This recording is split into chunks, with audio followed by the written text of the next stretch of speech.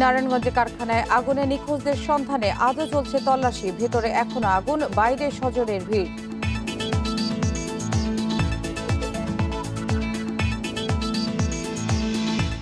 হাশেম ফুডসের 6তলা কারখানাটি ছিল যেন বন্দিশালা, ছিল না পর্যাপ্ত সিঁড়ি ও আগুন নেভানোর ব্যবস্থা।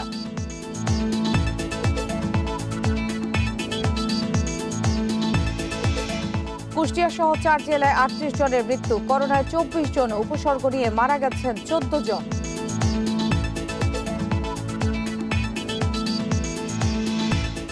করোনা সংক্রমণের দ্বিতীয় ঢেউ পার করছে দেশ। বিধি নিষেধের শিথিলতায় সংক্রমণ আরও বাড়ার শঙ্কা বিশেষজ্ঞদের।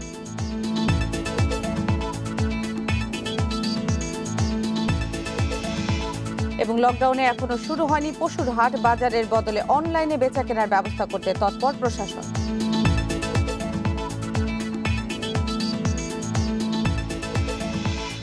স্বাগত বিরতিহীন ইন্ডিপেন্ডেন্ট সংবাদে টানা 1 ঘন্টা আপনাদের সঙ্গে আছি আমি নুসরাত আফরিন। শিরোনাম শুনছিলেন, এবার পুরো খবর। নারায়ণগঞ্জের রূপগঞ্জের ফুড কারখানার 5ম ও 6ষ্ঠ তলায় উদ্ধার কাজ চালাচ্ছে ফায়ার সার্ভিস। এসব তলায় এখন পর্যন্ত নতুন করে আরও মরদেহ পাওয়া যায়নি। ফায়ার সার্ভিস জানিয়েছে বিরতিহীন উদ্ধার অভিযান চলছে। ভবনের ভেতরে কোথাও কোথাও এখনো আগুন জ্বলছে, তবে তাতে ভয়ের কোনো কারণ নেই। আগুন নেভাতে নিয়মিত পানি ছেটানো হচ্ছে। ধ্বংসস্তূপের ভেতর থেকেও ধোঁয়া উঠতে দেখা গেছে।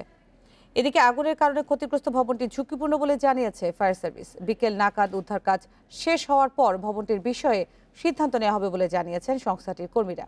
এদিকে আজও নিখোঁজদের সন্ধানে ফুড কারখানার বাইরে ভিড় রয়েছে স্বজনদের, তবে সংখ্যাটা গতকালকের তুলনায় অনেক কম।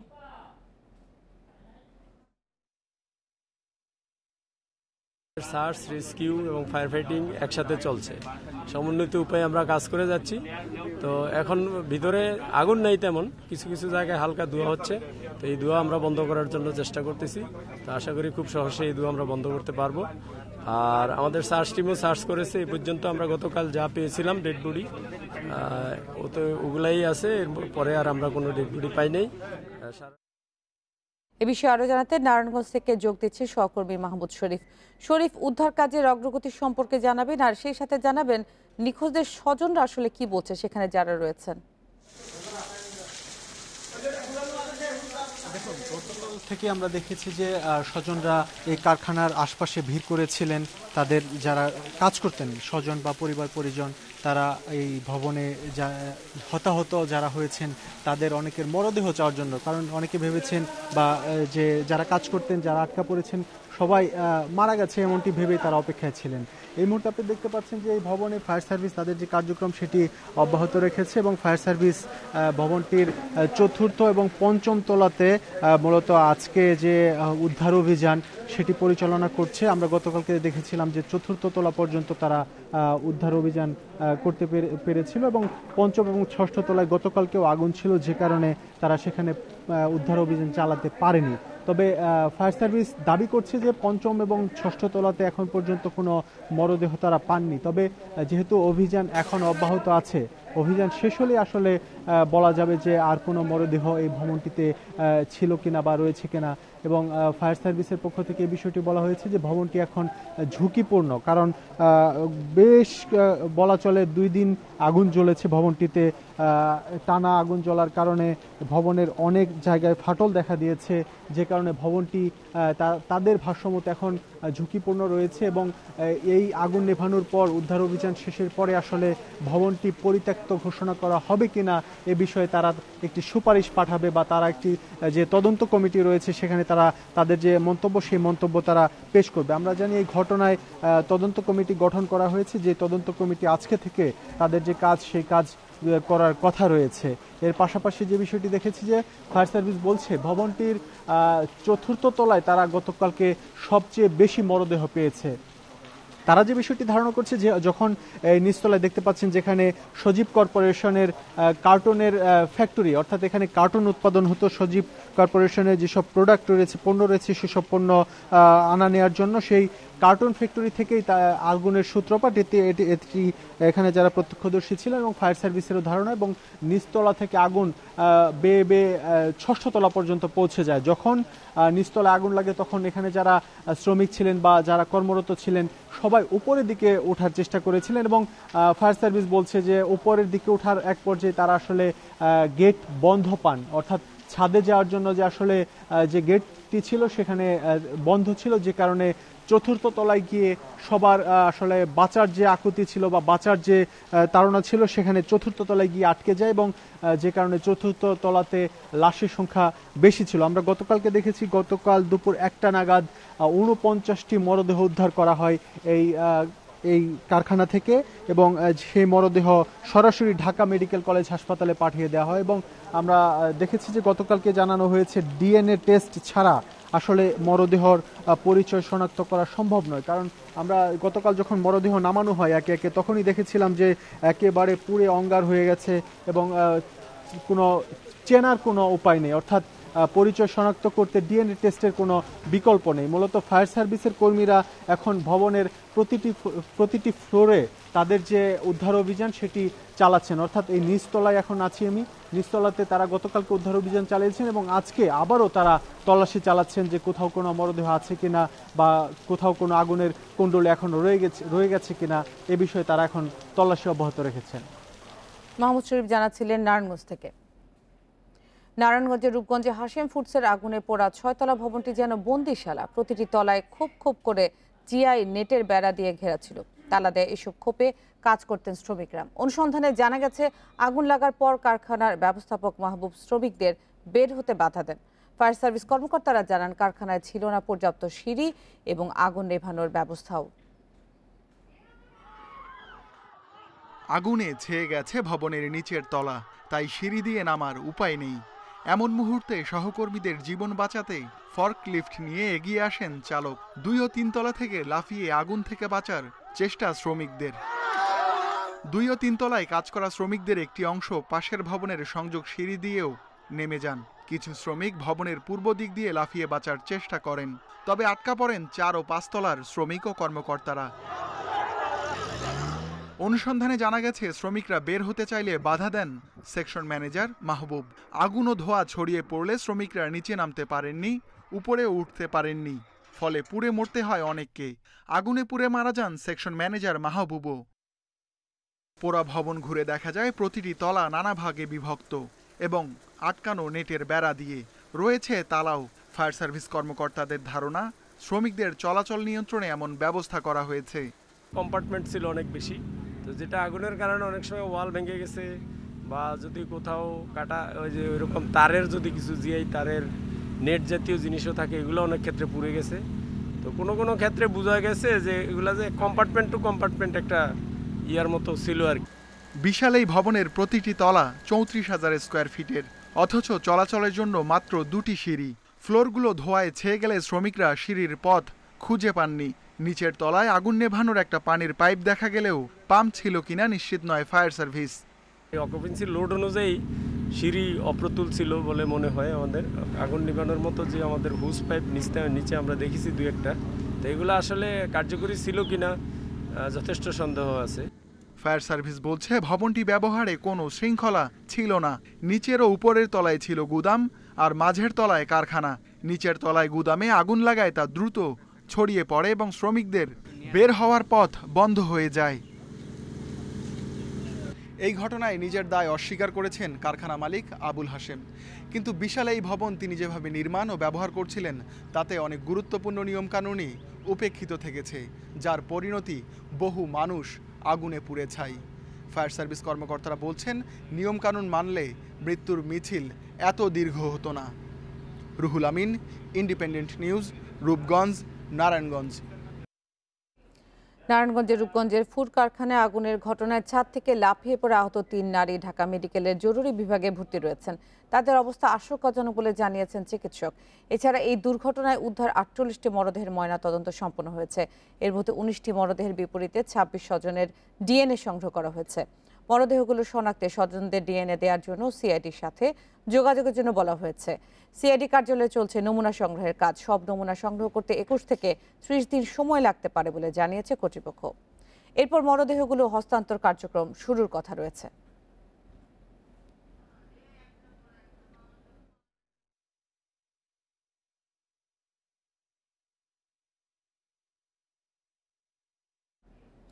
নারায়ণগঞ্জের কারখানার আগুনে দগ্ধ মরদেহ শনাক্তে ডিএনএ পরীক্ষা করা হবে। এরই মধ্যে স্বজনদের নমুনা নেওয়া শুরু করেছে সিআইডি। তবে শনাক্তের কাজ শেষ হতে কত সময় লাগবে তা নিশ্চিত করতে পারেনি তারা। শুক্রবার বেলা ৩টার দিকে নারায়ণগঞ্জ থেকে একে একে 5টি অ্যাম্বুলেন্স আসে ঢাকা মেডিকেলে। সেখান থেকে নামিয়ে 49 শ্রমিকের মরদেহ নেওয়া হয় মর্গে। এরপর সেখানে বাড়তে থাকে স্বজনদের ভিড়। কেউ এসেছেন ছেলের খোঁজে, কেউ বা খুঁজছেন ভাই বা ভাগ্নে। তাদের কান্নায় ভারী হয়ে ওঠে পরিবেশ। আমার ভাইয়ের 12 বছর বয়স, এই 2 মাস কামে লাগছে লকডাউনের ভিতরে। এরপরে আমি কোনো কথা কইতে পারিনি, আমার বাপ মাই কথা কইছিল। 5:30টার পর 2বার আমাকে ফোন দেয়। ফোন দিয়ে সর্বশেষ শুধু এতটুকু বলে যে ভাই আমি যদি কোনো ভুল করে থাকি আমাকে মাফ করে দিস। বললাম তোমার কি অবস্থা? বললো যে আমার চারপাশে আগুন, আমি কিছু দেখতে পারতেছি না। তবে দগ্ধ শ্রমিকের পরিচয় শনাক্তে জটিলতা দেখা দেয়। নেওয়া হয়েছে ডিএনএ পরীক্ষার সিদ্ধান্ত। এরই মধ্যে স্বজনদের নমুনা নিতে শুরু করেছে সিআইডি। পরীক্ষার কার্যক্রম আসলে ল্যাবরেটরিতে শুরু হবে। আমরা এখান থেকে নমুনা ল্যাবরেটরিতে প্রেরণ করব এবং তারপরে কার্যক্রমটা শুরু হবে। এরপরে ক্রস ম্যাচিং এর যে বিষয়টা, আত্মীয় স্বজনের সাথে আমাদের ডেড বডির নমুনাগুলো মিলিয়ে দেখা হবে। ডিএনএ পরীক্ষা অনেক সূক্ষ্ম একটা পরীক্ষা এবং একটা জটিল পরীক্ষা, সময় সাপেক্ষ পরীক্ষা। তো আমরা আসলে এক্স্যাক্টলি বলতে পারবো না সময়টা কতক্ষণ লাগবে। এদিকে দ্রুত সময়ের মধ্যে মরদেহ শনাক্তের কাজ শেষ করার দাবি জানিয়েছেন স্বজনেরা। বন ইবনে কামাল, ইন্ডিপেন্ডেন্ট নিউজ, ঢাকা। গত 24 ঘন্টায় করোনা উপসর্গ নিয়ে কুষ্টিয়া সহ 4 জেলায় 38 জনের মৃত্যু হয়েছে। এদের মধ্যে করোনায় 24 এবং উপসর্গ নিয়ে 14 জন মারা গেছে। কুষ্টিয়া জেনারেল হাসপাতালে করোনা ইউনিটে 24 জনের মৃত্যু হয়েছে। এদের মধ্যে করোনায় 14 এবং উপসর্গ নিয়ে 10 জন। চট্টগ্রামে করোনায় মারা গেছে 3 জন। কিশোরগঞ্জে করোনায় 6 এবং উপসর্গ নিয়ে 1 জনের মৃত্যু হয়েছে। খাগড়াছড়িতে করোনায় 1 এবং 1 জন এবং উপসর্গ নিয়ে 3 জনের মৃত্যু হয়েছে।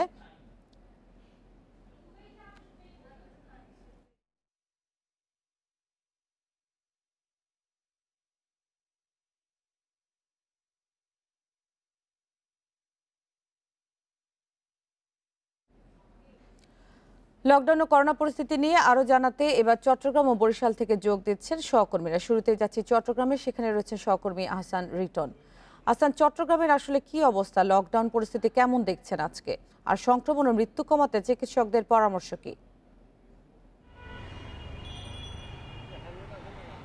দেখুন, একটু বলে রাখি যে আজকে আসলে অনেকদিন পর চট্টগ্রামে মৃত্যুর যে সংখ্যা সেটি কিছুটা কমে এসেছে এবং সে কারণে মনে হচ্ছে যে আসলে লকডাউনের যে ফল সেটি জনগণ পাওয়া শুরু করেছে। আমরা গত 24 ঘন্টায় যদি একটু দেখি তাহলে আসলে দেখবো যে গতকালকে 1907 জন, অর্থাৎ 1907 জনের নমুনা সংগ্রহ করার পর সেখান থেকে 603 জনকে আক্রান্ত পাওয়া গেছে এবং গত 3-4 দিন ধরে আমরা যেটি দেখছিলাম যে 9 জন, 10 জন, 11 জন এভাবে মৃত্যু হচ্ছে, সেটি আজকে কমে 3 জনে এসে ঠেকেছে। এবং লকডাউন পরিস্থিতির বিষয়টি যদি আমি বলি তাহলে আপনি আজকে লকডাউনের 10ম 11তম দিনে আপনি যেটি দেখছেন সেটি হচ্ছে এই মুহূর্তে আমরা আছি নগরীর টাইগার পাস মোড়ে। এখানে আর এই মুহূর্তে সশস্ত্র অবস্থায় আছেন র্যাব সদস্য। তারা আসলে এই সড়ক দিয়ে যে সমস্ত গাড়ি যাচ্ছেন, যে সমস্ত মোটরসাইকেলে 2 জন করে যাচ্ছেন কিংবা যাদের মুখে মাস্ক নাই, অহেতুক যারা রাস্তায় চলাফেরা করছে তাদেরকে আসলে নানাভাবে জিজ্ঞাসাবাদ করা হচ্ছে এবং তারা যদি যৌক্তিক কোনো কারণ দেখাতে না পারেন সেক্ষেত্রে তাদের বিরুদ্ধে জরিমানা সহ অন্যান্য যে সমস্ত ব্যবস্থা সেগুলো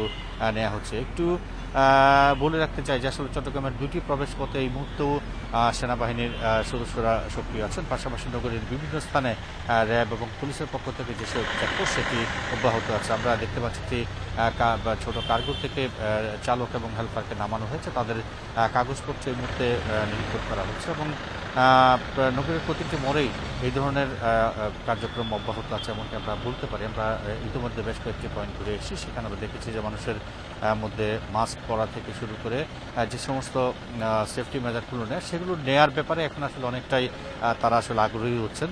আর যারা আসলে মাস্ক পরেন না কিংবা অন্যান্য নিয়মগুলো মানেন না তারা আসলে আজীবনে না মেনে আসছেন এবং সেই কারণে তাদেরকে যত যেভাবে বোঝানো হোক না কেন তারা তাদের মতো করেই দিন অতিবাহিত করছেন।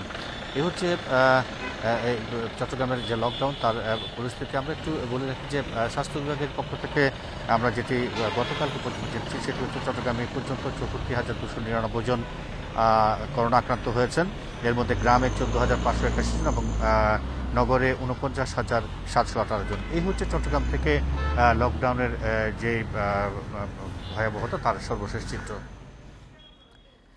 আমরা জানছিলাম চট্টগ্রামের খবর, এবার আমরা জানবো বরিশাল থেকে। সেখান থেকে যোগ দিচ্ছেন সহকর্মী মুরাদ আহমেদ। মুরাদ, বরিশালে লকডাউন আর করোনা পরিস্থিতি কেমন?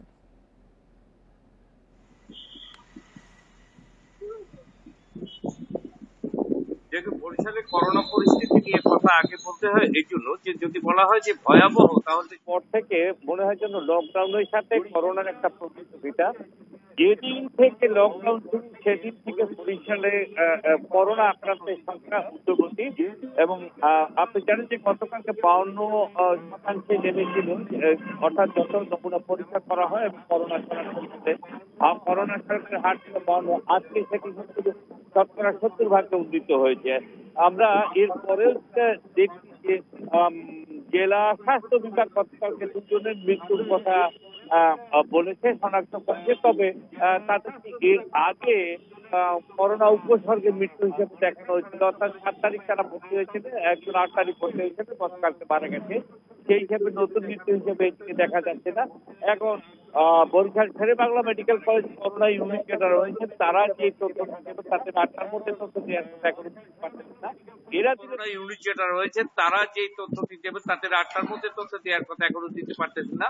এরা দিলে বোঝা যাবে যে আসলে নতুন কজন করোনায় মারা গেল এবং কতজন উপসর্গ নিয়ে মারা গেল। আর এখন যদি লকডাউন পরিস্থিতির কথা বলি তো আমার পেছনটা একটু দেখুন, আজকে কিন্তু বন্ধের দিন, আর এটা হচ্ছে সদর রোড। হ্যাঁ, কিন্তু আমরা এখানে চমক কোনো কিছুই দেখছি না, একেবারে স্বাভাবিক প্রক্রিয়া চলছে। দূরপাল্লা এবং আন্তঃজেলা গাড়ি এবং লঞ্চ গুলো চলছে না, বাস এইটুকু হলো সান্ত্বনা।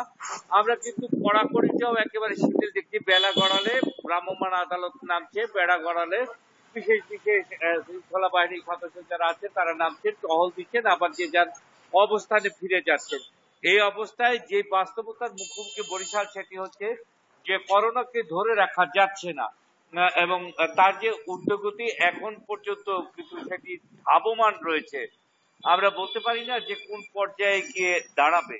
আর যেটি জেলা স্বাস্থ্য বিভাগ থেকে বলা হয়েছে সেটা হচ্ছে যে গতকালকে আরো তাদের আরো 135 জন আক্রান্ত হয়েছেন এবং এটি হচ্ছে এখন কিন্তু আমরা যেটা লক্ষ্য করছি সেটা হচ্ছে যে মহানগর তো ছেয়ে গেছে করোনায়, এটা বাস্তবতা। এর পাশাপাশি গ্রামেও কিন্তু করোনা বেশ আক্রান্তের হার বাড়ছে। এই সবকিছু মিলিয়ে একটি ভয়ানক পরিস্থিতির মুখোমুখি বরিশাল রয়েছে। যদিও এটি নিয়ন্ত্রণে যে কড়াকড়ি কঠোর লকডাউনের কথা ছিল সেটি পরিলক্ষিত হচ্ছে না। এটি হচ্ছে এখানকার বাস্তবতা। চট্টগ্রাম এবং বরিশালের করোনা এবং লকডাউনের পরিস্থিতি জানালেন আমাদের সহকর্মীরা। করোনা সংক্রমণের দ্বিতীয় ঢেউয়ের চূড়ান্ত সময় পার করছে দেশ। চলমান লকডাউন সফল হলে আগামী 4 থেকে 5 দিন পর সংক্রমণ নিম্নমুখী হতে পারে বলে ধারণা করছেন জনস্বাস্থ্যবিদরা। তবে তাদের সংখ্যা বিধিনিষেধের শিথিলতা এলে সংক্রমণ কমবে না, বরং আরও বাড়তে পারে। দেশে করোনা সংক্রমণের প্রথম ঢেউয়ের চূড়ান্ত পর্যায় ছিল গত বছরের জুনে। চলতি বছরের মার্চ এপ্রিলে দ্বিতীয় ঢেউয়ের আঘাতে বিপর্যস্ত হয়ে পড়ে স্বাস্থ্য ব্যবস্থা। তবে মে মাস থেকে আবার সংক্রমণ কমতে থাকলেও সংক্রমণের হার 5-এর নিচে আসেনি। জুন মাস থেকে আবার বাড়তে থাকে শনাক্তের সংখ্যা। চলতি মাসে দৈনিক শনাক্তের সংখ্যা, হার ও মৃত্যু আগের সব রেকর্ড ছাড়িয়েছে। 5% নিচে যে কন্টেইনমেন্ট বলে সেটা আমরা করতে পেরেছিলাম ডিসেম্বর জানুয়ারি এই সময়ের দিকে, শীতকালের দিকে। এরপরে আবার 24% হয়ে গেছিল মার্চের শেষে, আবার কমিয়ে এনেছিলাম 27, কিন্তু 5-এর নিচে নামেনি। আবার এটি আবার বৃদ্ধি পেতে পেতে এখন 31%। সুতরাং আমরা দ্বিতীয় ওয়েভে রয়েছি।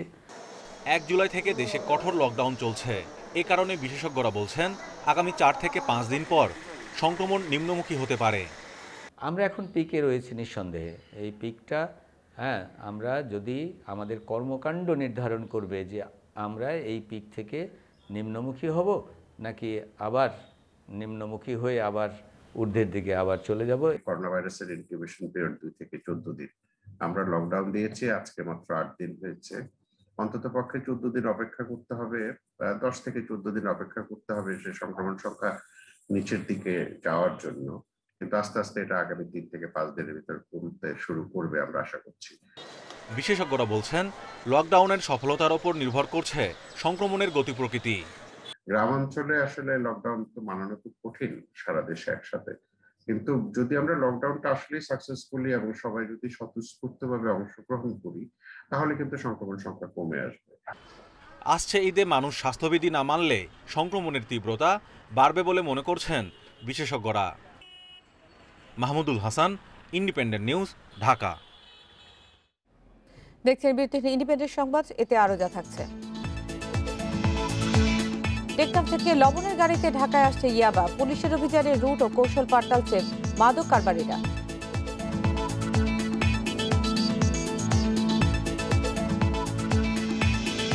বঙ্গবন্ধু স্যাটেলাইট 2 এর ধরন চূড়ান্ত হচ্ছে। সমুদ্র সম্পদ রক্ষা, বন্যা পরিস্থিতি পর্যবেক্ষণ এবং সীমান্ত নিরাপত্তায় কাজ করবে।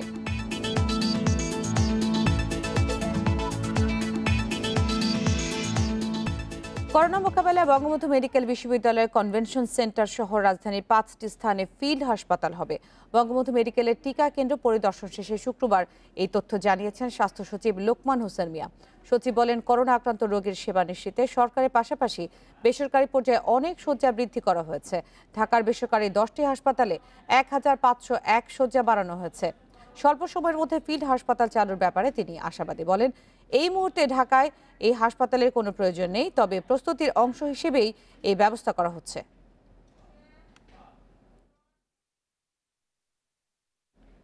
সেখানে আমরা 1501টা বেড়াইছি। ডিএনসিতে তো আপনার সবচেয়ে সর্বোচ্চ সংখ্যক 450 আইসিইউ বেড সহ 1200 নিয়ে ডিএনসি হিসেবে, এবং আমরা এখন ফিল্ড হাসপাতাল এটাও আমরা বড় অঙ্গিকে শুরু হবে, আপনারা দেখতে পারবেন। আমরা আশা করি স্বল্পতম সময়ের ভিতরে ঢাকায় আমরা চালু করে দেব। এই মুহূর্তে আমাদের ঢাকার প্রয়োজন নাই, বাট আমরা মানসিকভাবে রেডি থাকি। এদিকে শয্যার সংখ্যা দ্বিগুণের বেশি বাড়ানো হলেও খুলনায় করোনা রোগীর সংকুলান হচ্ছে না। বেড না পেয়ে হাসপাতাল থেকে ফিরে যাচ্ছেন অনেকে, যারা পাচ্ছেন অপেক্ষা করতে হচ্ছে কয়েকদিন। রয়েছে আইসিইউ না পেয়ে মৃত্যুর অভিযোগও। সংক্রমণ ও মৃত্যুহারে ঊর্ধ্বগতি হলেও আপাতত শয্যা বাড়ানোর সুযোগ নেই বলছেন সিভিল সার্জন। অনেক চেষ্টায়ও হাসপাতালে মেলেনি শয্যা, তাই করোনায় আক্রান্ত বাবাকে নিয়ে বাড়ি ফিরে যাচ্ছেন খুলনা সদরের শেখপাড়ার রাতুল। মানে কোনো জায়গায় সিট পাচ্ছি না, ঠিক আছে, যেই জায়গায় যাই মনে করেন বলে সিট নাই। আইসিইউর অপেক্ষা শেষ হয়েছে। বাগেরহাটের মোড়লগঞ্জের তাপস মণ্ডলের বাবার মরদেহ নিয়ে ফিরে যেতে হচ্ছে তাকে। একটা আইসিইউ বেড হলে মনে হয় বাঁচানো যেত। এইটা হচ্ছে আমার দাবি, যে আমার বাবাকে হারালাম শুধু চিকিৎসা ব্যবস্থার একটু ঘাটতির কারণে। এই দুঃখ থেকে যাবে আমার চিরকাল। গত জুন পর্যন্ত খুলনা মেডিকেল কলেজ হাসপাতালে করোনা রোগীদের জন্য ছিল মাত্র 100 শয্যা। এক মাসে শেখ আবু নাসের বিশেষায়িত হাসপাতাল ও খুলনা জেনারেল হাসপাতালে নতুন করে শুরু হয়েছে করোনা চিকিৎসা। 3 হাসপাতালে এখন শয্যা সংখ্যা 275। তবে রোগী যে হারে বেড়েছে সে তুলনায় শয্যা সংখ্যা এখনও অপ্রতুল। সব রোগীকেই আমরা ভর্তি করি। আমরা অন্য জায়গার মতন করোনা সার্টিফিকেট লাগবে আমরা এমন কোনো শর্ত দেই না, আমরা সব রোগীকেই ভর্তি করি। না, সরকারিভাবে আপাতত এই 3টিই থাকছে। বেসরকারিভাবে আমাদের, বেসরকারি মানে কি, বেসরকারি হাসপাতালটা নেবে, কিন্তু সমস্ত পরিচালনার ব্যয়ভার সবকিছুই সরকার বহন করবে। বর্তমানে খুলনা মেডিকেল কলেজ হাসপাতালে করোনা রোগীদের জন্য শয্যা রয়েছে 150টি, শহীদ শেখ আবু নাসের বিশেষায়িত হাসপাতালে 45টি ও খুলনা জেনারেল হাসপাতালে 80টি। এর মধ্যে আইসিইউ মাত্র 30টি। শুক্রবার এসব হাসপাতালে রোগী ভর্তি ছিলেন 301 জন। অভিজিৎ পাল, ইন্ডিপেন্ডেন্ট নিউজ, খুলনা। টেকনাফ থেকে আসা লবণের গাড়িতে ঢাকায় ঢুকছে ইয়াবা। মাদকের এই চালান ধরতে এবার সাহায্য নেওয়া হলো ডগ স্কোয়াডের। পুরো ট্রাক তল্লাশির পর লবণের বস্তা থেকে বের হলো মাদকের ইয়াবার চালান। গ্রেফতার করা হয়েছে এক মাদক ব্যবসায়ীকে। পুলিশের অভিযানে মাদক কারবারিরা রুট ও কৌশল যেমন পাল্টাচ্ছে, গোয়েন্দারাও পাল্টাচ্ছে উদ্ধারের কৌশল। ইয়াবার একটি বড় চালান আসছে টেকনাফ থেকে, এমন তথ্যে রাজধানীর মতিঝিলে অভিযানে নামে ডিবি। আইডিয়াল কলেজের সামনের রাস্তা দিয়ে যাওয়ার সময় আটক করা হয় সেই ট্রাক। তল্লাশি ও জিজ্ঞাসাবাদে কিছুই মেলে না। পুরো ট্রাকই লবণের বস্তা ভর্তি থাকায় খুঁজে বের করতে বেগ পেতে হয়। ট্রাকটি নিয়ে আসা হয় ডিবি কার্যালয়ের সামনে। সাহায্য নেওয়া হয় ডিএমপির ডগ স্কোয়াডের। পুরো ট্রাক তন্ন তন্ন করে খুঁজে অবশেষে সন্ধান মেলে মাদকের সেই চালানের। 15,000 ইয়াবাসহ আটক করা হয় একজনকে।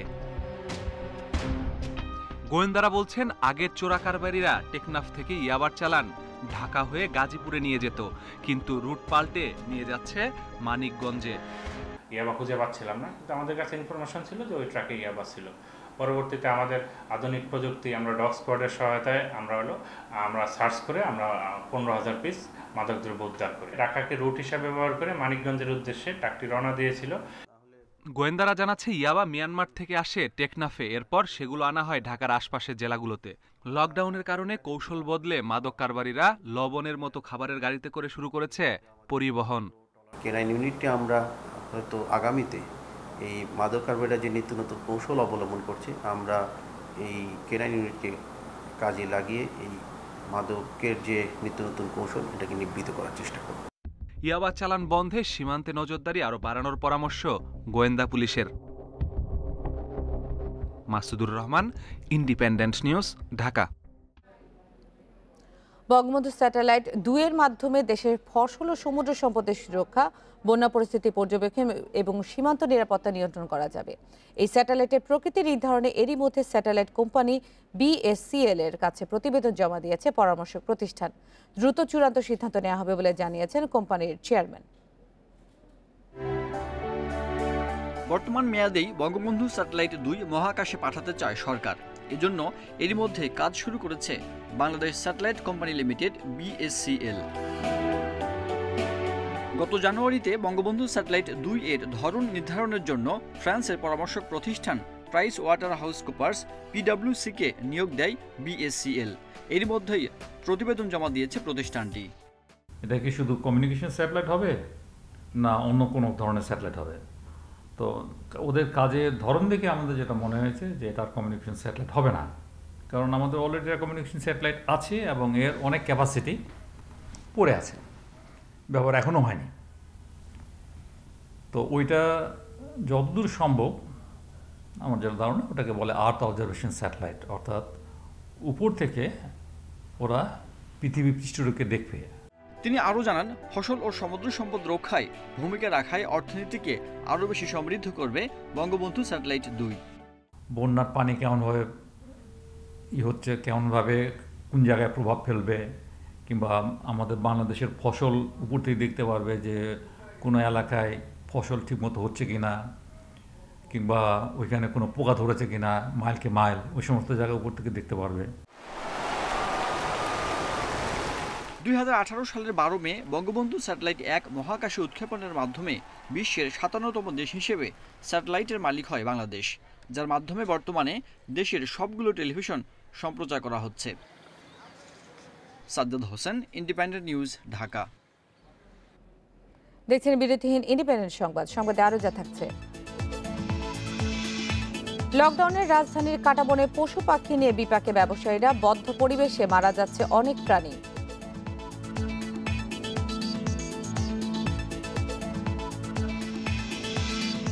আফগানিস্তানের 85% এলাকা নিয়ন্ত্রণের দাবি তালেবানদের।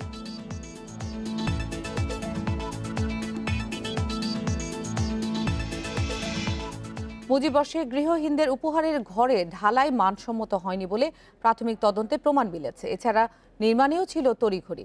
শুক্রবার মুন্সিগঞ্জে প্রকল্প পরিদর্শনে গিয়ে কথা জানান আশ্রয়ণ প্রকল্পের পরিচালক। অভিযোগ খতিয়ে দেখতে কর্মকর্তারা যান আরও কয়েকটি জেলায়।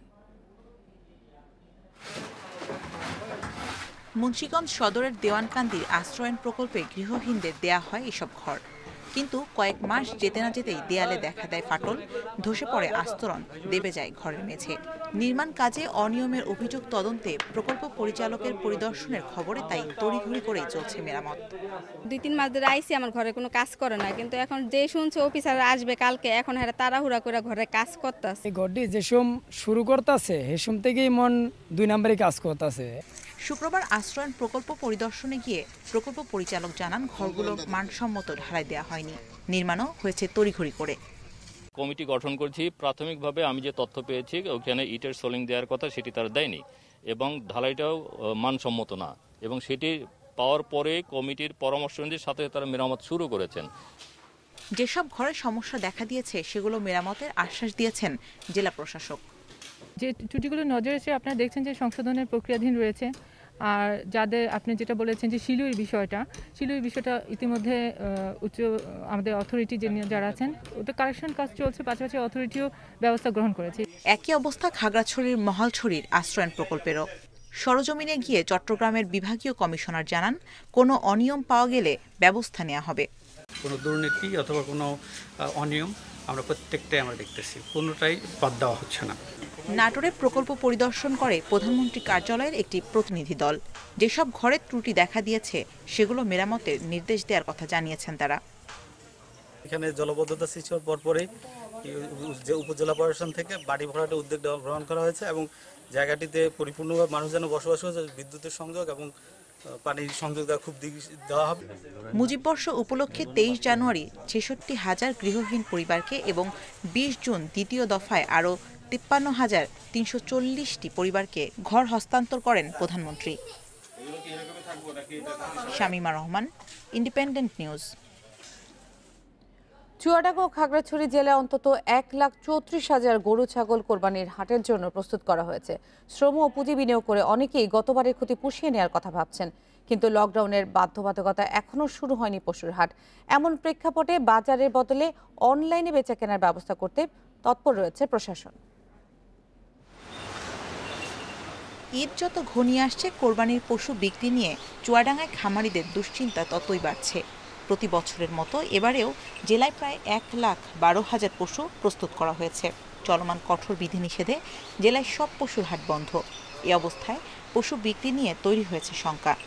অনলাইনে গরু বেচাকেনা সম্পর্কে আসলে তো চুয়াডাঙ্গাটা পেজ খোলা হয়েছে শোনা যাচ্ছে, কিন্তু আসলে সবাই তো আমরা শিক্ষিত নাই। আমরা কিভাবে বেচাকেনা করব? আমাদের দেখা যাচ্ছে ব্যাপারে গরু বাড়িতে আসলে কিনা বেচা করলে আমরা সুবিধা হয়। অনলাইনে গরু বেচাকেনা হচ্ছে, কেমন করে বেচাকেনা হচ্ছে আমি তো জানি না।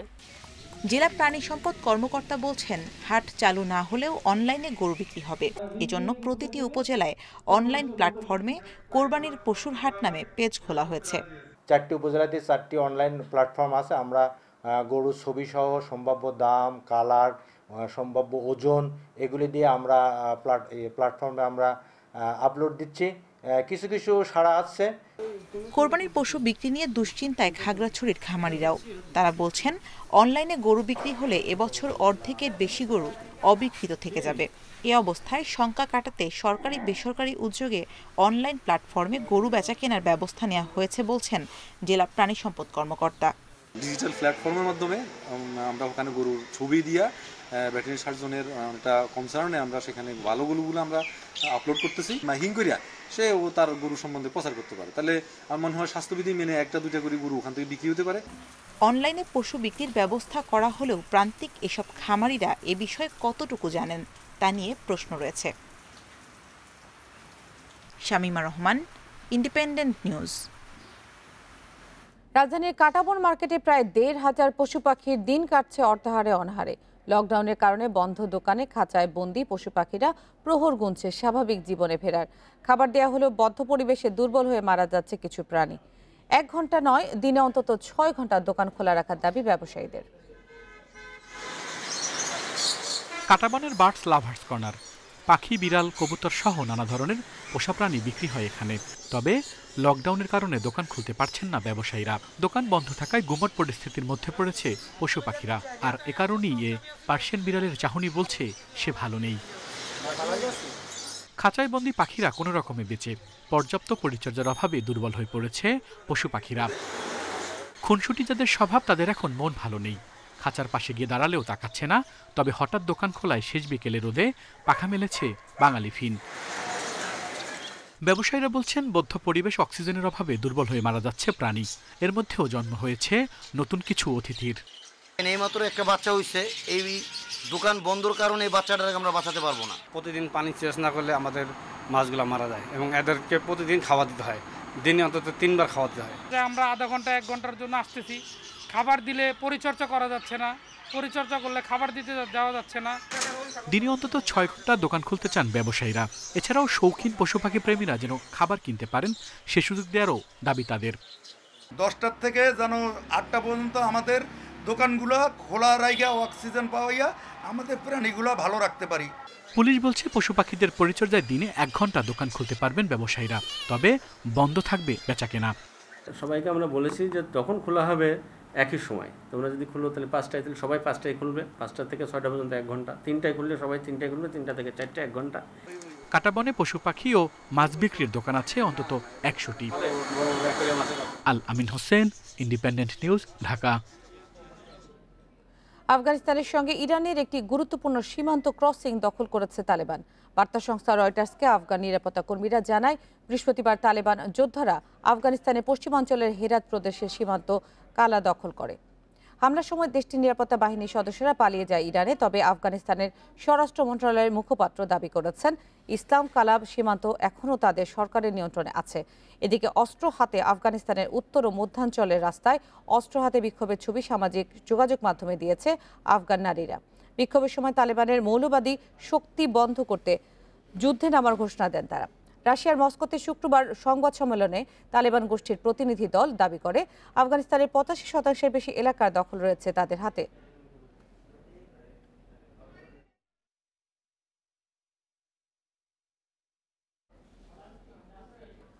বিশ্বে করোনায় একদিনে প্রাণহানি হয়েছে 8,289 জনের। একদিনে শনাক্ত হয়েছে 4,90,000 রোগী। এছাড়া বিশ্বে একদিনে সর্বোচ্চ প্রাণহানি ব্রাজিলে 1,433 জন, সর্বোচ্চ শনাক্ত 57,713 জন রোগী। এ নিয়ে বিশ্বে মোট প্রাণহানি ছাড়ালো 40,34,000। মোট আক্রান্ত হয়েছে 18,68,00,000-এর বেশি রোগী। গত এক সপ্তাহে বিশ্বে করোনা শনাক্তের হার বেড়েছে 10%। এছাড়া এক সপ্তাহে বিশ্বে মৃত্যুর হার কমেছে মাত্র 0.1%। চিলিতে 2 সপ্তাহ ধরে করোনার কম সংক্রমণ থাকায় দেশটি থেকে তুলে নেওয়া হয়েছে বিধিনিষেধ।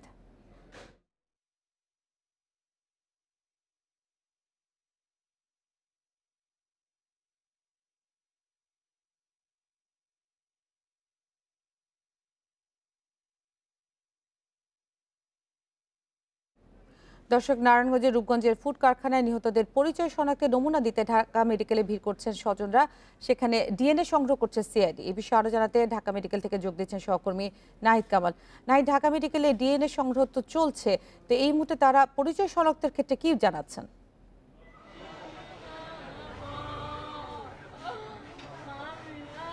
যেমন তো গতকাল থেকে আজ পর্যন্ত এখন পর্যন্ত প্রায় 28 জনের নমুনা সংগ্রহ করা হয়েছে। নারায়ণগঞ্জের ফুড কারখানায় যে অগ্নিকাণ্ডের ঘটনায় যারা নিহত হয়েছেন তাদেরকে এখনও কিন্তু শনাক্ত করা যায়নি। তারা স্বজনরা যারা আসছেন তাদের ডিএনএ নমুনা শনাক্ত করছেন এবং ডিএনএ নমুনা সংগ্রহ করছেন। আমি যদি একটু আপনাকে দেখানোর চেষ্টা করি, আজকে সকাল 8:30 থেকে মূলত সিআইডির ফরেন্সিক বিভাগ এবং সিআইডির একটি বিশেষ টিম এখানে অবস্থান করছেন এবং তারা মূলত নারায়ণগঞ্জে অগ্নিকাণ্ডের ঘটনায় দগ্ধদের স্বজনদেরকে এখানে আসতে বলছেন এবং তাদের বিভিন্ন নমুনা সংগ্রহ করছেন। রক্ত থেকে শুরু করে বিভিন্ন নমুনা নিচ্ছেন এবং তারা যেটি বলছেন, এখানে স্বজনরা যারা আছেন তারা অনেকে ছবি নিয়ে এসেছেন এবং এই জায়গার পরিস্থিতি অনেকটা একেবারে শোকাবহ পরিস্থিতি এখানে সৃষ্টি হয়েছে। এখন পর্যন্ত সিআইডির পক্ষ থেকে যেটি বলা হচ্ছে, এটি একটি দীর্ঘমেয়াদী পরিকল্পনা বলা চলে। তারা বলছেন যেটি প্রায় 15 থেকে 30 কার্যদিবস লাগতে পারে পুরো প্রক্রিয়াটি সম্পূর্ণ করতে। সেক্ষেত্রে একমাত্র যাদের সাথে ডিএনএ নমুনা মিলবে এবং যাদের পরিচয় শনাক্ত করা যাবে তাদেরকেই মূলত পরিবারের কাছে হস্তান্তর করা হবে, এমন বিষয় কিন্তু আমাদেরকে জানানো হয়েছে সিআইডির পক্ষ থেকে। এছাড়া ঢাকা মেডিকেল কর্তৃপক্ষ যেটি বলছেন, তারা এখানে যাদের নমুনা সংগ্রহ করা হচ্ছে তাদের প্রতিটি নমুনাই তারা তাদের পর্যবেক্ষণে রাখছেন এবং তারা যেটি বলছেন যে আজকে তারা চেষ্টা করবেন যে প্রত্যেকের স্বজনকেই নমুনা সংগ্রহের আওতায়। নাহিদ কামাল জানাচ্ছিলেন ঢাকা মেডিকেল থেকে। মিরাজ সাকিবের দারুণ বোলিংয়ে হারারে টেস্টে নিয়ন্ত্রণে বাংলাদেশ। প্রথম ইনিংসে 276 রানে অল আউট হয়েছে জিম্বাবুয়ে। তৃতীয় দিন শেষে দ্বিতীয় ইনিংসে টাইগারদের সংগ্রহ বিনা উইকেটে 45, লিড 237 রানের। হারারের উইকেট সহজ হয়ে এসেছিল দ্বিতীয় দিনে। তৃতীয় দিনে তাই নির্ভার থেকে পুঁজি জড়ো করার সুযোগ জিম্বাবুয়ের। এক প্রান্তে অভিষিক্ত কাইটানোর প্রতিরোধ, তো অন্য প্রান্তে অধিনায়ক টেইলরের আক্রমণ। আত্মবিশ্বাসী স্বাগতিক টপ অর্ডারের সামনে কোণঠাসা টাইগার পেস অ্যাটাক। ঘুরে দাঁড়ানোর মিশনে শেষ পর্যন্ত কাজে আসলো পুরনো শক্তি স্পিন ডিপার্টমেন্ট। সেঞ্চুরির স্বপ্ন সবেমাত্র দেখতে শুরু করেছিলেন টেইলর। নিখুঁত লাইন লেংথ আর বৈচিত্র্যের প্রথম ধাক্কাটা মিরাজের। ব্যাট হাতে নিষ্প্রভ সাকিব পুষিয়ে দিয়েছেন বল হাতে। ডিওন মেয়ার্স ও টিমিসেন মারুমাকে আউট করে শক্ত জমি দিয়েছেন টাইগারদের। ব্যাটিং হিরো তাসকিন আগুন ছড়িয়েছেন শুরু থেকেই। তার দুর্দান্ত নিয়ন্ত্রণে এসেছে রয় কাইয়ার উইকেট। অনভিজ্ঞ রোডেশিয়ান টেইল নিয়ে শেষ দিকে ছেলে খেলা করেছেন মিরাজ সাকিব জুটি। মিরাজের অনবদ্য 5 উইকেটে নিশ্চিত হয়েছে 192 রানের লিড। দিনের অবশিষ্ট 17 ওভার নিরুপদ্রব কাটিয়ে দিয়েছেন সাদমান সাইফ জুটি। তৃতীয় দিন শেষেই 237 রানের লিড আত্মবিশ্বাস যোগাচ্ছে। একমাত্র টেস্টে এখন ঘুরে দাঁড়ানো বেশ কঠিন স্বাগতিকদের জন্য, যেমন কঠিন অতিথিদের পথ হারানো। জহিরুল ইসলাম, ইন্ডিপেন্ডেন্ট নিউজ। কোপা আমেরিকা ফাইনালে কাল ভোর 6টায় ব্রাজিল আর্জেন্টিনা মুখোমুখি। 28 বছরের শিরোপা খরা খুঁচানোর মিশনে নামবে আকাশী নীলরা। আর্জেন্টিনার হয়ে প্রথম কোনো মেজর টুর্নামেন্ট জিততে মরিয়া মেসি। অন্যদিকে ব্রাজিলের লক্ষ্য শিরোপা ধরে রাখা। ফুটবল প্রেমীদের কাছে পরম আকাঙ্ক্ষিত ব্রাজিল আর্জেন্টিনা ম্যাচ, আর তা যদি হয় ফাইনাল তাহলে তো কথাই নেই। মেগা ফাইনালের অপেক্ষা ফুরাতে চলছে, শুরু হয়ে গেছে কাউন্টডাউন। এবার শিরোপা জিততে মরিয়া মেসি। বিশ্ব ফুটবল মেসির মতো কাউকে খুব কমই পেয়েছে, অথচ এমন এক ফুটবলারের দেশের জার্সিতে মেজর কোনো ট্রফি নেই। অপেক্ষাটা 2 যুগেরও বেশি। ক্যারিয়ারের সায়ান্নে এসে আকাশী নীল জার্সিতে নামলেই নিজেকে উজাড় করে দেন ফুটবল জাদুকর। এ আসরেও তার ব্যতিক্রম হয়নি। অদম্য মেসিকে নিয়ে প্রতিপক্ষ ব্রাজিল সর্বোচ্চ মাত্রায় সতর্ক।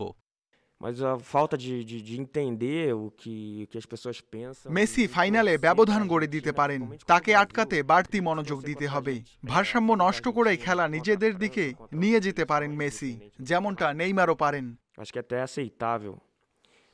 মেসি নাকি নেইমারের দল, শেষ হাসি কারা হাসবে তার সময় বলে দেবে। তবে পরিসংখ্যান বলছে ব্রাজিলকে হারানো কঠিন।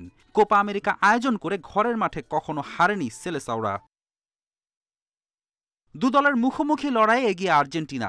111 বারের দেখায় আলবিসেলেস্তের জয় 46টি, আর সেলেসাওদের জয় 40 ম্যাচে, বাকি 25 ম্যাচ ড্র। কোপা আমেরিকাও ব্রাজিলের 9 শিরোপার বিপরীতে আর্জেন্টিনার শিরোপা 14টি, কিন্তু বিশ্বকাপ সহ অন্য সব মেজর টুর্নামেন্টে সেলেসাওদের ট্রফি বেশি। মেগা ফাইনালে দু দলেই পরিবর্তনের সম্ভাবনা কম। ডি মারিয়াকে দেখা যেতে পারে আলবিসেলেস্তে একাদশে, অন্যদিকে স্যান্ড্রো ফিট হলে ব্রাজিল একাদশে ফিরবেন তিনি। Ferdous Islam, Independent News. Brazil Argentina final ঘিরে তর্ক বিতর্ক রসিকতা শেষ হচ্ছে না। নতুন করে যুক্ত হলেন ব্রাজিলিয়ান প্রেসিডেন্ট জায়ের বলসোনারো। ফাইনালে আর্জেন্টিনাকে 5-0 গোলে উড়িয়ে দেবে ব্রাজিল, এমন ইঙ্গিত সেলেসাও প্রেসিডেন্টের। অন্যদিকে ঘোষণা দিয়েছেন নেইমার বন্ধুত্বের জায়গায় শিরোপার লড়াইয়ে ছাড় দেবেন না মেসিকে। যত এগিয়ে আসছে ব্রাজিল আর্জেন্টিনা ম্যাচের উত্তেজনার পারদ ততই তুঙ্গে উঠছে। মহাদেশীয় টুর্নামেন্টের ফাইনালের আগে সাউথ আমেরিকান লিডারদের ভার্চুয়াল মিটিং, যেখানে নিজ দেশ নিয়ে প্রত্যাশার কথা জানাতে ভুলেননি ব্রাজিল প্রেসিডেন্ট জায়ের বলসোনারো। হাতের 5 আঙুল দেখিয়ে 5 গোলের ইঙ্গিত দিয়েছেন, যা দেখে নিছক হাসিতে সীমাবদ্ধ থেকেছেন আর্জেন্টাইন লিডার আলবার্তো ফার্নান্দেজ। হয়তো ট্রফি জিতে প্রতিশোধের অপেক্ষায় প্রেসিডেন্ট। মাঠের বাইরে যতই উত্তপ্ত পরিবেশ থাকুক না কেন, বন্ধুত্বের আবহ তৈরি হয়েছে কোপার ফাইনাল ঘিরে। একটা সময় দুই দলের সমর্থকদের এক বিন্দুতে এনেছিলেন মেসি নেইমার। বার্সেলোনার জার্সিতে সমর্থকদের মুখে হাসি ফুটিয়েছেন দুই বন্ধু। মাঠ কিংবা মাঠের বাইরে দুইজনের বোঝাপড়া, ভালোবাসা হৃদয় নাড়া দিয়েছে কোটি ফুটবল ভক্তের। পিএসজি ছেড়ে নেইমার বারবার বার্সায় ফিরতে চেয়েছেন, মেসিকেও নিতে চেয়েছেন পিএসজিতে, কিন্তু কঠিন বাস্তবতায় স্বপ্ন সত্যি হয়নি। এবার বড় মঞ্চে দেখা হচ্ছে দুই বন্ধুর। সুপার ক্লাসিকো নিয়ে নেইমার রোমাঞ্চিত, তবে ফাইনালের সখ্যতার সুযোগ কই? বন্ধুত্ব ভুলে যাওয়া কঠিন, তবে খেলার মাঠেও যে আমরা বন্ধু থাকবো ব্যাপারটা এমন না। অবশ্যই আমি জেতার জন্য খেলবো। আমার মনে হয় মেসিও তার জায়গা থেকে সর্বোচ্চ চেষ্টা করবে। দল আর্জেন্টিনার চেয়ে মেসি হতে পারে বড় বাধা। নেইমার তা ভালো করে জানেন। সবশেষ কোপাতে খেলতে পারেননি ইনজুরিতে, তাই তো মেসির মতো নেইমারও একটি শিরোপার জন্য মরিয়া। সবসময় বলি মেসি আমার দেখা সেরা খেলোয়াড়। ও অনেক বছর ধরে জাতীয় দলের হয়ে ট্রফি জিততে চাইছে। কিন্তু ব্রাজিল যেহেতু ফাইনালে, আমাদের চোখও শিরোপায়।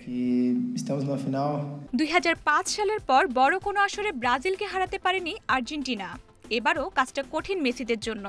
বন্ধুর দলকে ভালো বললেও মারাকানার ফাইনালে ব্রাজিলকে এগিয়ে রাখছেন Neymar. Roksana Afroz, independent news. ইতালির অপেক্ষা 53 বছরের তো 55 বছরের শিরোপা খরা ইংল্যান্ডের। ইউরো চ্যাম্পিয়নশিপে দ্বিতীয় ট্রফি জয়ের হাতছানি আজুরিদের সামনে। মানচিনির অধীনে শেষ লড়াইটাও জিতে যাবে ইতালি, আশাবাদী সাবেক তারকা স্ট্রাইকার ডেল পিয়েরো। বিপরীতে পরীক্ষিত ফুটবলারে ঠাসা ইংল্যান্ডের প্রতিটি ডিপার্টমেন্ট। দল হিসেবে খেলে শিরোপা জিতবে 3 লায়ন্স, আশাবাদী সাবেক English defender Gary naval.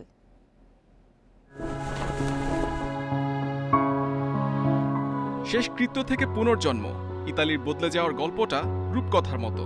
Russia বিশ্বকাপ থেকে আজুরিদের পতন, যা 60 বছরের ইতিহাসে প্রথম। অশ্রুসিক্ত চোখে বুফন ডি রসিদের অবসর, নিন্দুকের সমালোচনায় রক্তাক্ত ইতালির ফুটবল।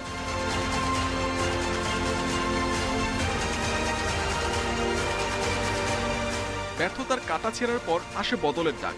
ইতালির দায়িত্ব নেন মানচিনি, কৌশলে আনেন ব্যাপক পরিবর্তন। চিরচেনা রীতি রক্ষণ জমাট রেখে আক্রমণে ওঠার অভিনব কৌশলে ধরা দেয় সাফল্য। এখনের ইতালি অদম্য, অপরাজেয় 33 ম্যাচে। ইউরোতে 53 বছরের আক্ষেপ কাটাতে এক ধাপ দূরে আজুরিরা। আসরের প্রতিটা ম্যাচে ইতালি দৃষ্টিনন্দন ফুটবল খেলেছে। পরিস্থিতির সাথে কৌশলে পরিবর্তন এনেছেন মানচিনি, সাফল্যও পেয়েছেন। এবার ট্রফি জিতলেই লক্ষ্য পূরণ হবে। সাউথগেটের ইংল্যান্ডও কম যায় না। ব্রিটিশ গণমাধ্যম ভক্তদের প্রত্যাশার চাপ মিটিয়েছেন Southgate. Harry Kane, Raheem Sterling, Harry ম্যাগুয়েরদের দিয়েছেন জয়ের মন্ত্র। সাফল্যের মোড়কে মুড়িয়েছেন 3 লায়ন্সকে। এবার কি শেষ হচ্ছে 55 বছরের অপেক্ষার?